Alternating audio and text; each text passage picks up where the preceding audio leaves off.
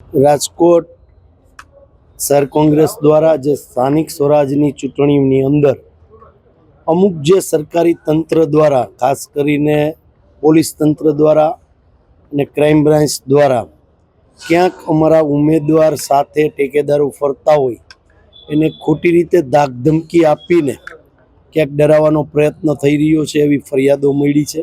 એ બાબતે રજૂઆત કરવાના છીએ. સમગ્ર રાજકોટ પોલીસ તંત્ર છે એના અમુક ચોક્કસ અધિકારીઓ, બધા નહીં, પોલીસ તંત્ર સારી રીતે કામ કરે છે, પણ અમુક જે લોકોના હિસાબે સમગ્ર રાજકોટના પોલીસ બેડાને છાંટા ઉડે એવું કામ કરી રહ્યા છે.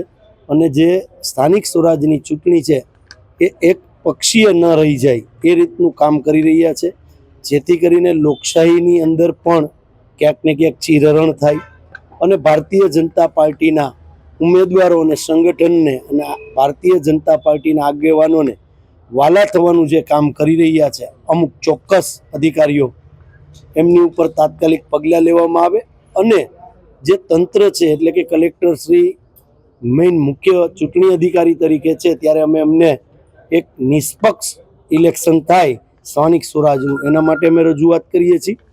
અને ક્યાંક ને ક્યાંક આચારસંહિતા ભંગની ફરિયાદો અમે કરવા બેસીએ તો હજારોમાં ફરિયાદ થઈ શકે, પણ અમે રાહ જોઈ રહ્યા છીએ કે તંત્રની નૈતિક જવાબદારી છે કે આચારસંહિતા ભંગની ફરિયાદ વિરોધ પક્ષ કરતા પહેલાં તંત્ર એના ઉપર ધ્યાન રાખે છે કે નહીં. પણ દુઃખ સાથે કહેવું પડે કે અનેક ફરિયાદો અમને મળી છે.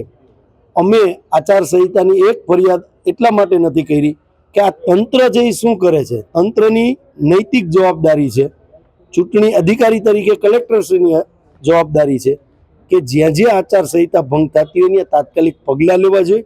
આજે અમે એમને આ રજૂઆત કરવા આવ્યા છીએ.